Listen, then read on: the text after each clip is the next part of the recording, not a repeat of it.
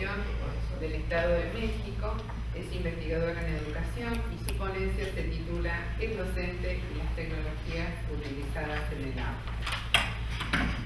La doctora desde el 1992 es investigador educativo del Instituto Superior de Ciencias de Educación del Estado de México. Actualmente es investigador nacional nivel 1 del Sistema Nacional de Investigadores CONACYT. Está certificada en competencias docentes por CERTIDEL. Es autora de libros, el investigador en las sociedades del conocimiento y de la información, el investigador educativo en sociedades de conocimiento y de la información, aprender la esperanza, las nociones de formación en los investigadores y formación concepto visualizado por Gadamer. Es coautora del libro Concepto de Percepción Greg Beckerly. Es miembro de redes académicas como la Red Iberoamericana de Pedagogía y la Red Internacional de Filosofía de Educación RIFE. Además es miembro de las nacionales mexicanas como la Association Frankfurt International de Research in Education, Section Mexican, y la Red Mexicana de Investigadores de Investigación, Asociación Nacional de Asesores Consultores, la ANAS. Muchas gracias por la presentación. Muchas gracias a ustedes que están en esta sesión y muchas gracias a los coordinadores de este evento que me hayan invitado a participar. Antes de iniciar mi disertación, quiero mencionarles que lo que les voy a decir está situado en una línea de investigación que es teoría, filosofía y teoría educativa. De ahí las características de los elementos que voy a resaltar. Como ustedes pueden observar, en la presentación se habla del docente y se habla de las tecnologías utilizadas en el aula. Por lo tanto, los objetivos, los objetos de estudio que voy a trabajar es el docente y las tecnologías. Pero en primer momento voy a darle mayor peso a las tecnologías y después a los docentes. La causa es la siguiente. Hay una disparidad en los procesos de transformación que hay entre la creación de las herramientas tecnológicas y los procesos de rupturas culturales que tienen los docentes para utilizar las herramientas tecnológicas. Es una disparidad enorme, pero se está observando en el momento actual, porque en los paradigmas educativos anteriores la situación era inversa. Había más tiempo para que el docente pudiera adaptarse a las tecnologías que surgen, pero ahorita no. Vamos a empezar. Bueno, para poder ver esa disparidad que hay entre las tecnologías que se utilizan en el aula y los docentes, los aspectos que voy a trabajar son los que están colocados a su alrededor. El contexto cultural, la teoría del determinismo tecnológico, paradigmas educativos, herramientas tecnológicas y retos. Bueno, pues empiezo con el contexto actual. ¿Qué papel tienen las tecnologías en la sociedad de hoy? Bueno, para poder dar respuesta a esta pregunta, voy a recuperar solamente 3 tipos de sociedades que nos están refiriendo los investigadores actuales. Claro que faltan más, pero solamente con 3 creo que ya tenemos una excelente plataforma para analizar qué lugar ocupan las tecnologías. Pues lo que puedo decir es que en la sociedad postindustrial, en la sociedad del conocimiento y en la sociedad de la información, la tecnología ocupa un lugar relevante. No principal, pero sí relevante, ya que a través de ellas, en estas sociedades se logran sus objetivos. Estoy hablando de 3 teorías distintas. Sin embargo, las 3 están vinculadas por la presencia de las tecnologías. Ustedes ya lo saben que en la sociedad postindustrial el objetivo central es la consolidación de las corporaciones económicas. Y claro que hay otros más elementos que permiten explicar por qué las corporaciones económicas ocupan un lugar relevante en este tipo de sociedad. En el caso de la sociedad del conocimiento, también casi creo que la mayoría sabemos quiénes son los autores, y aquí el eje principal es construir el conocimiento. Gracias a la construcción del conocimiento puede haber una igualdad entre la población, entre los países, etc. Pero también hay sus críticas. Y en el caso de la teoría de la información, pues el punto central es la información. A través de la información se desea muchos beneficios, pero también hay muchos autores que hacen una crítica, porque el acceso a la información no es igual en todas las comunidades. Bueno, lo que quiero resaltar nuevamente es que las tecnologías ocupan un lugar central en el desarrollo de las sociedades. Por eso es importante analizar su impacto, sus ventajas y sobre todo sus desventajas. Paso a la siguiente, que es la teoría del determinismo económico. Esta es una teoría que surge con los autores que se encuentran colocados y que no podemos obviarla, porque si la tecnología tiene importancia, es por algo. Bueno, pues esos autores dicen que hay aspectos que hacen que las tecnologías sean importantes. Imagínense, solamente genera cambio. Y estamos de acuerdo, porque todos nosotros estamos en contacto con la tecnología, desde la más rudimentaria hasta la más actual. Pero también hay aspectos que tenemos que vigilar, porque en estas teorías del determinismo tecnológico está ausente una explicación, desde el punto de vista metodológico, teórico, conceptual y epistemológico, y hasta ontológico. También tenemos que tener muy claro que en estas teorías el uso político está ausente. No nos dicen cuál es la intención. Y por último, que generalmente son usadas desde el punto de vista pragmático. ¿Sí? En este caso son utilizadas como herramientas. ¿Sí? Entonces, otro elemento más que tenemos que estar presente es que las tecnologías se han incorporado a las instituciones educativas, a las instituciones sociales, a las instituciones económicas, políticas, etcétera, por tres mecanismos. Uno, que es la nomológica. Parece ser natural. El desarrollo de la sociedad genera que las tecnologías se transformen y también las instituciones. Parece muy natural, pero en algunas instituciones es normativa, como lo que está pasando en México. A través de la mapa curricular, de los planes de estudio, de los programas, se incorpora a esas tecnologías para decirles, docente, es obligatorio que tú las utilices, las conozcas o no. Entonces, tiene un carácter normativo. Pero en algunas sociedades la situación es distinta. Se incorpora de manera natural, pero hay un despliegue enorme al grado tal que la incertidumbre y la incontrabilidad están presentes. Yo creo que estos aspectos tenemos que tenerlos muy conscientes porque en los países latinoamericanos, como en los países europeos y asiáticos, la introducción de las tecnologías es distinta. Por eso no puedo generalizar. Simplemente mis reflexiones se abocan a México. Entonces les pido una disculpa porque no puedo hablar de los demás países, pero de México sí, porque aquí ya he vivido y he estudiado las tecnologías. Paso a la siguiente, paradigmas educativos. También es muy importante saber que las tecnologías utilizadas en el aula han pasado por toda una historia educativa y esto está marcado por lo que nosotros le llamamos, en México, insisto, los paradigmas educativos. Hasta este momento se han vivido tres tipos de paradigmas. Uno que es la educación tradicional, por cierto, muy criticada, pero era el inicio del sistema educativo mexicano y surge con la educación lacasteriana. Y observen cómo todo el periodo que duró la educación tradicional. Parece que hay una especie de estancamiento, pero yo creo que más bien era una etapa de preparación para un nuevo paradigma, que es la tecnología educativa. La tecnología educativa aparece más o menos en las instituciones educativas, en los años 70. En los 75 ya se incorpora a los planes, a la política educativa mexicana y en el 80 es el boom.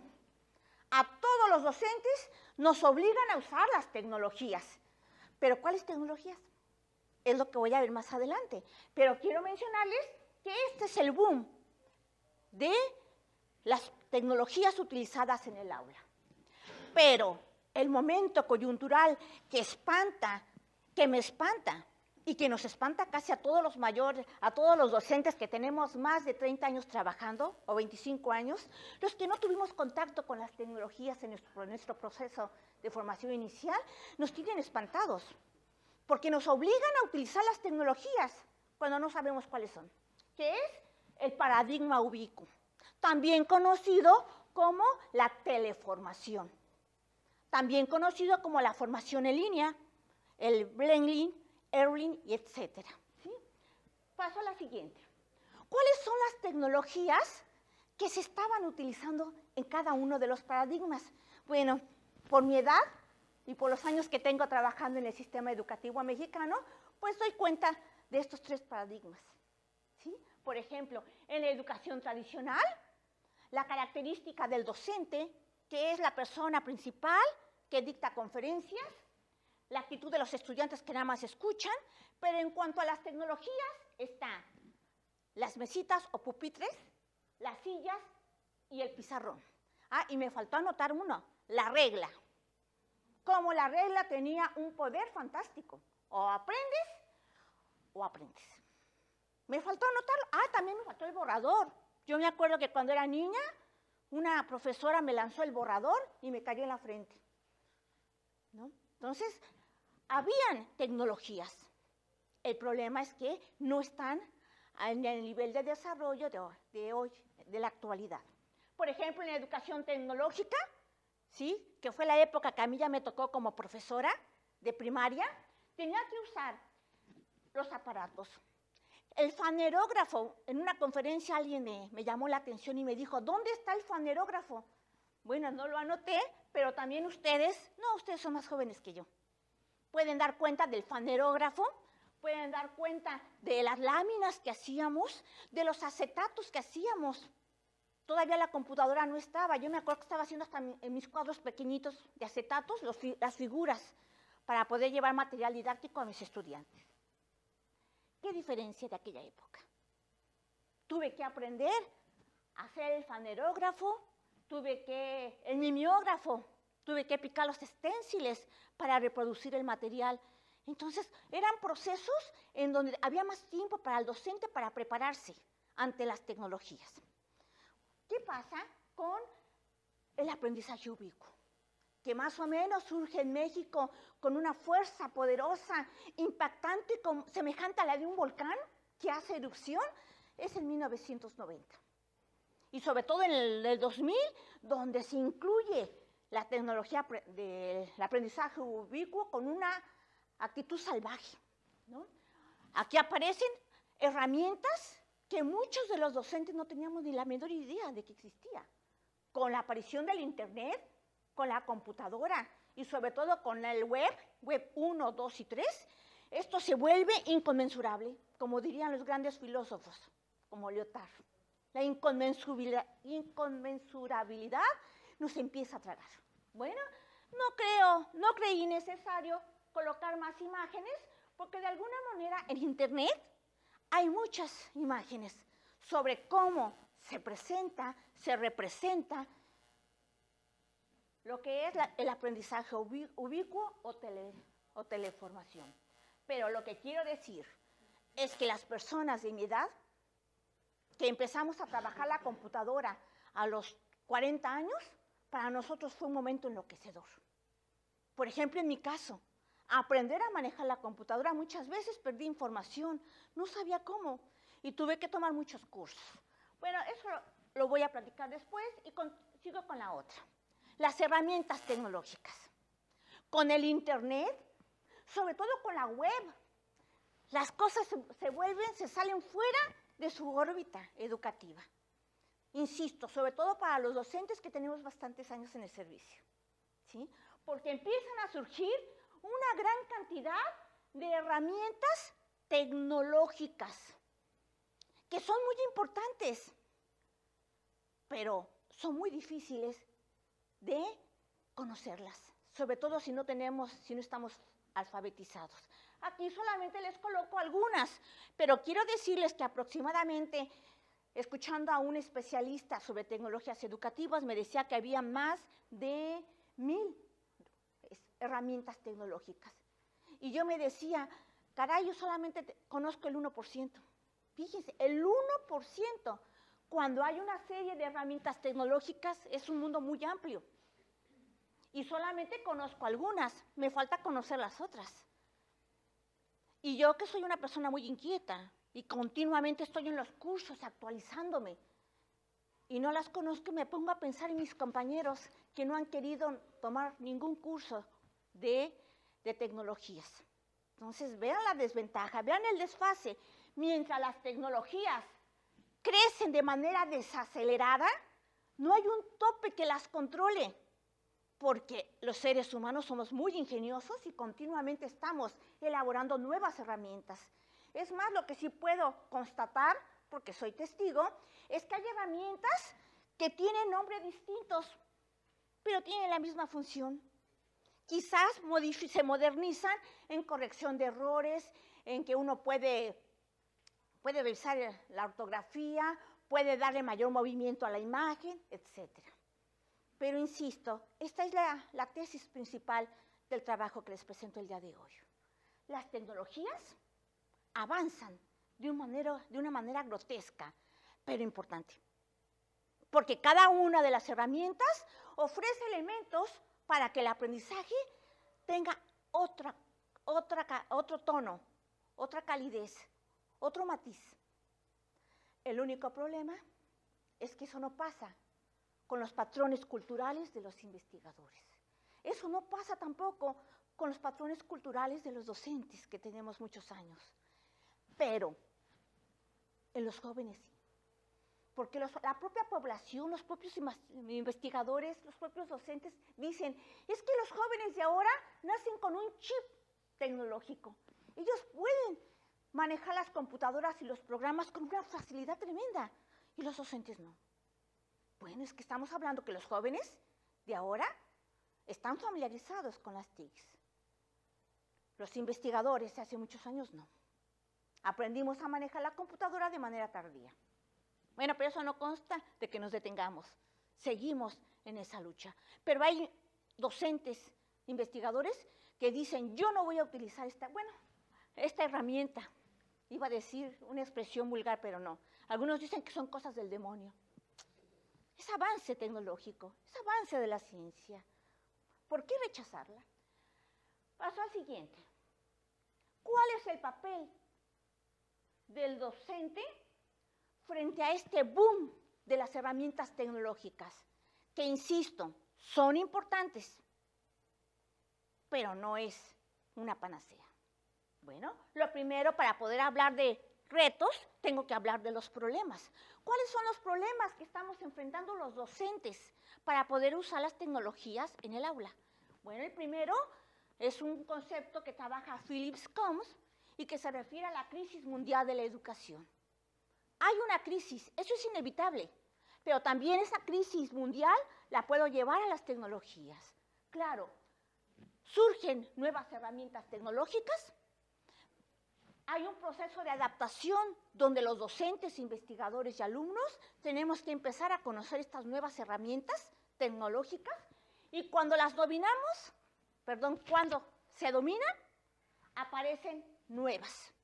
Y entonces ya estamos en desfase, porque tenemos que volver a aprender las nuevas tecnologías.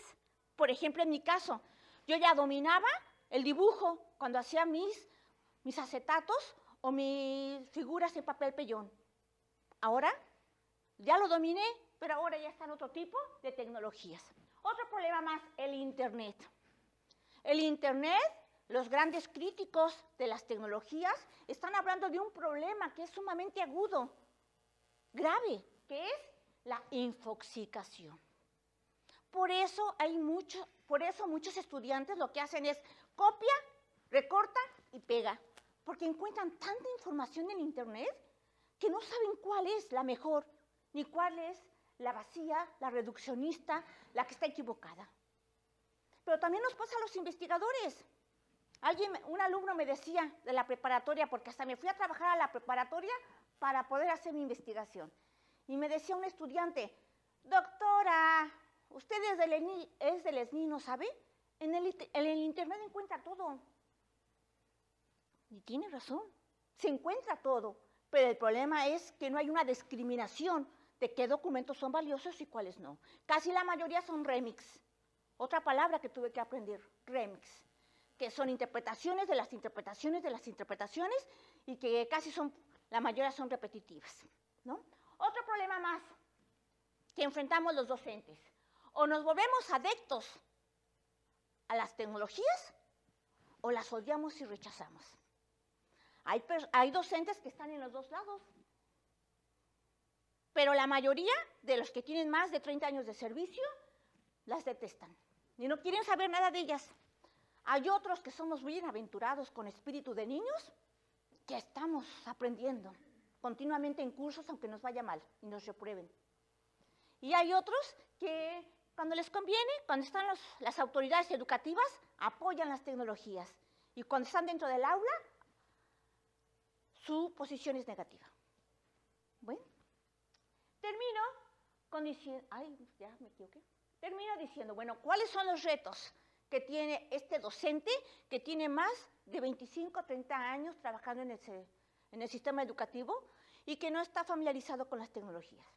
No hay otra, alfabetizarse. No hay de otra. Pero esta alfabetización puede ser por carácter normativo, que las instituciones o los directores los obligan, o otro puede ser por una autoactualización, que ellos mismos por necesidad se acerquen a los cursos. ¿Por qué? Pero a mí no me interesa mucho lo de la actualización. Creo que la palabra correcta que yo quiero recuperar es la formación. Porque la actualización solamente es adiestrarme a manejar un aparato, una tecnología. Yo estoy hablando de un proceso de formación que implique lo que continuamente hemos escuchado en los discursos sobre las tecnologías, que estas TICs se conviertan en TACs y que ahora se conviertan en TEPs.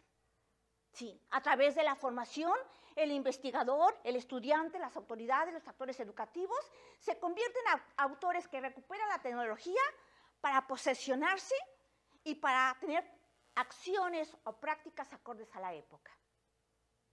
Y esto, la TEP, es lo más difícil, aunque se habla mucho de ellas. Bueno, lo que yo sugiero con la experiencia que tengo, que no es poca, ya tengo 37 años trabajando como investigadora, casi los 27 años ha sido de nivel superior, y en investigación es que algo que tengo muy claro y que lo reitero en todos los cursos que he estado tomando en Flaxo, Argentina, es que las tecnologías, conocer las tecnologías no es aprendizaje. Esto tenemos que tenerlo muy claro, porque muchos estudiantes, muchos docentes actuales dicen, voy a usar mi moto y con esto ya mis alumnos aprenden. No, no.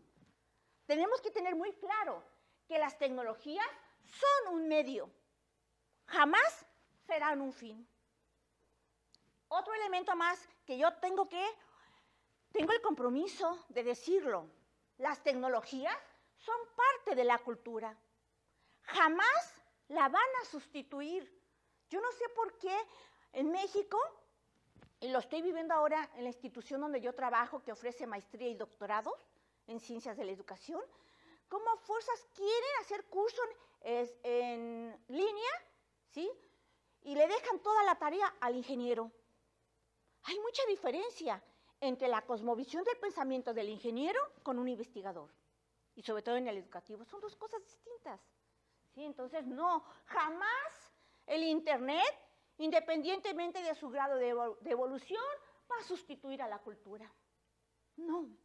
Yo creo que estos elementos para mí son claves, reconociendo que las tecnologías tienen sus ventajas y sus bondades, pero también tienen sus limitantes. ¿Sí? Nosotros, los seres humanos, construyen las tecnologías y no nos pueden mandar. Debe ser al contrario. ¿Sí? Y por último, quiero decirles ¿cuál es mi postura en torno al uso de las tecnologías en el Internet? Y sobre todo en este momento actual, es que tenemos que darnos la oportunidad de conocerlas Yo no permito, porque no me he permitido, que alguien diga, no tomo cursos de internet. No, tenemos que atrevernos a tomar cursos. Tenemos que estar convirtiéndonos en alumnos, porque la tesis principal de las tecnologías, de las herramientas tecnológicas, es que el docente se convierta también en usuario. Tenemos que aprenderlas, tenemos que conocerlas, aprender sus procesos, que a veces no es fácil. Aquí está, ¿cuántas veces me he puesto a llorar porque no puedo entrar a las herramientas? Tenemos que valorar los éxitos, los fracasos, los obstáculos, las debilidades. Tenemos que evaluarlas antes de aplicarlas. Y por último, después de que yo las aprenda, tengo que hacerlas mías, para que a partir de mi posición pueda adecuarlas de acuerdo a los contextos educativos que existan. Creo, afirmo y sostengo que el éxito del uso de las tecnologías en el aula depende de una sola persona. Y esa persona es quien las elige. Muchas gracias.